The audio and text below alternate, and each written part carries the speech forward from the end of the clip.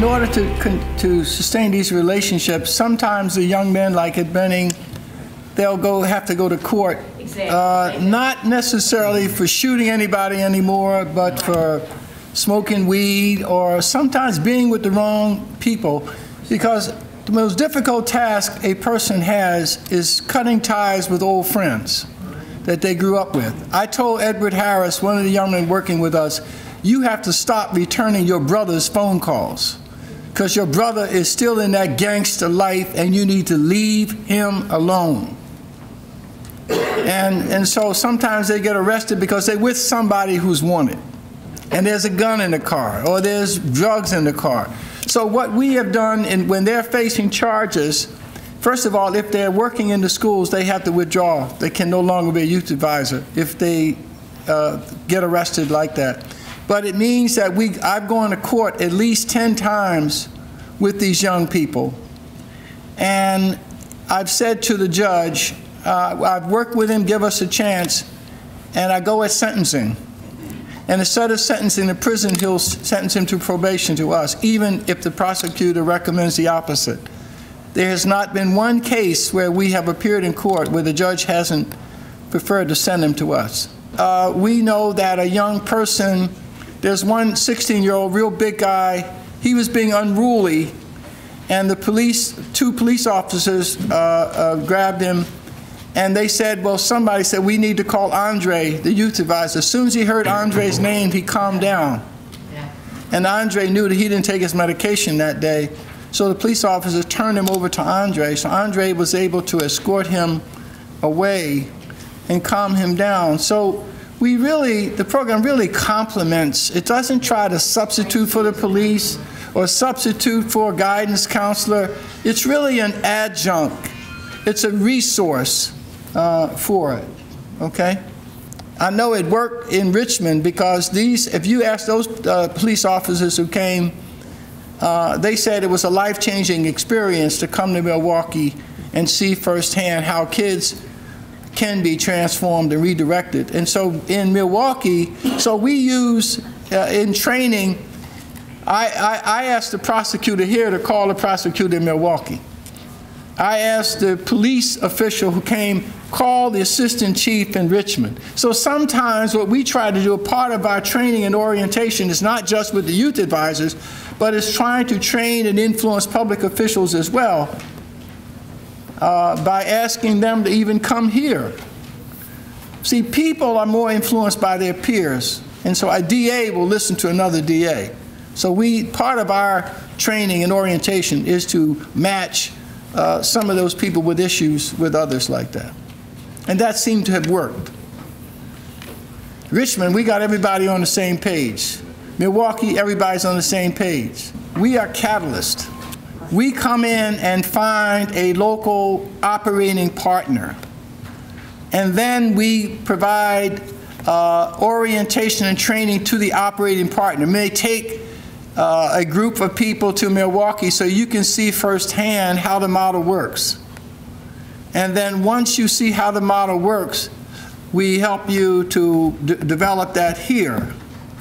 We show you how to recruit, but we don't tell you who to recruit. We just tell you what to look for.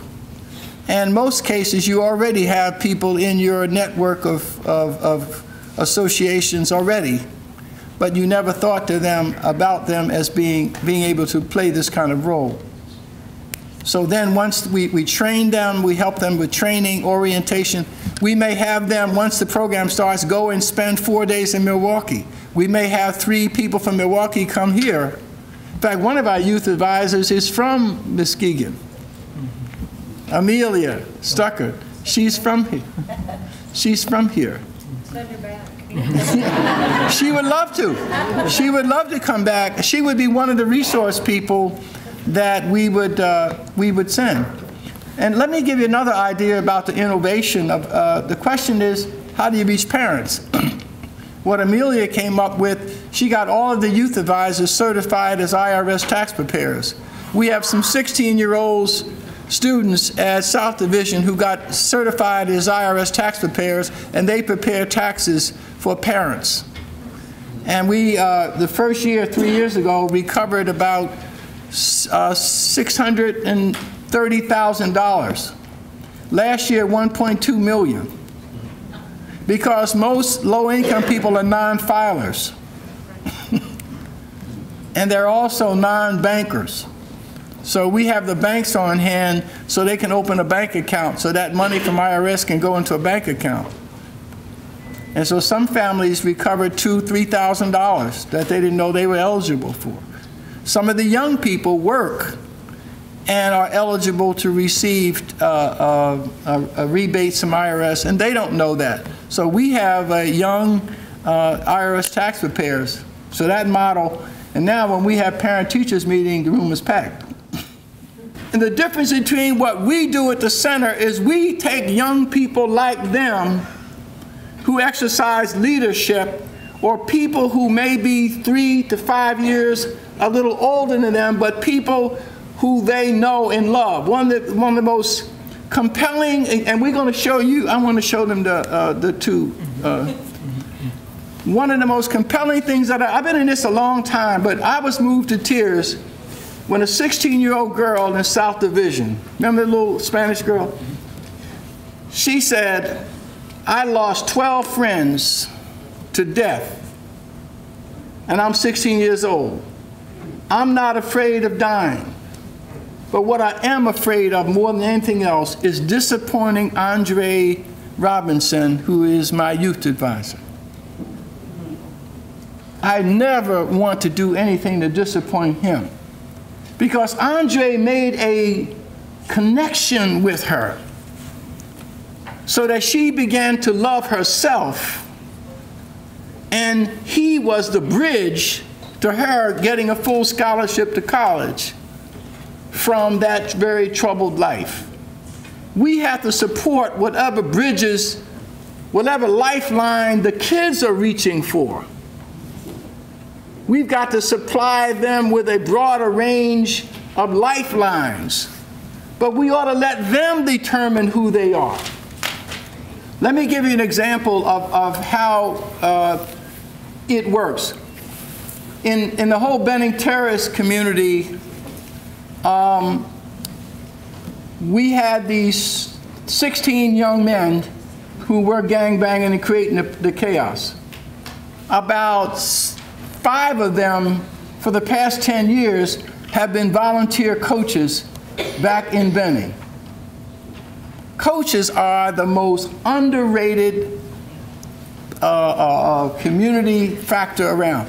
These young men every day, every other day, volunteer their time to establish football teams. They have about 120 with 4 different teams, right?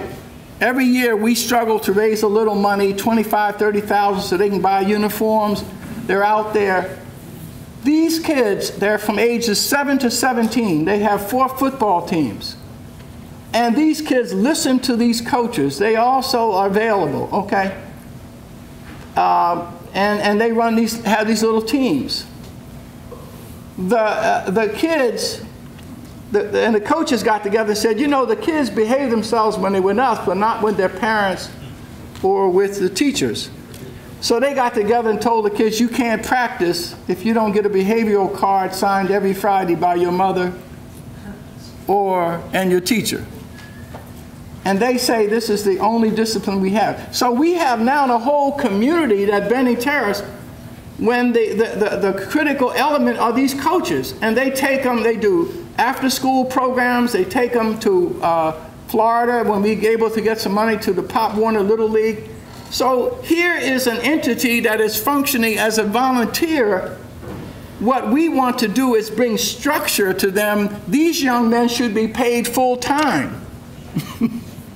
So we want to set up an office there. We want to get them bookkeepers. We want to get them administrative structure so they can take those coaching relationships and develop it into a more comprehensive approach that will affect that whole community. But guess what? The Housing Authority says, but in order to use one of our units, you got to have $4 million worth of this insurance, you got to have this, you got to have that. We got to have people who with a degree, who is the director. We've got to have all of these barriers. And so that's what we are trying to help people to understand, is that we've got to step outside of the box. So what the Center for Neighborhood Enterprises are trying to do in Benning, now that we have a new mayor, who I think is a more innovative, we're saying let's experiment with taking this violence-free zone model into this community where we relax all these crazy regulations that have nothing to do with outcomes or performance.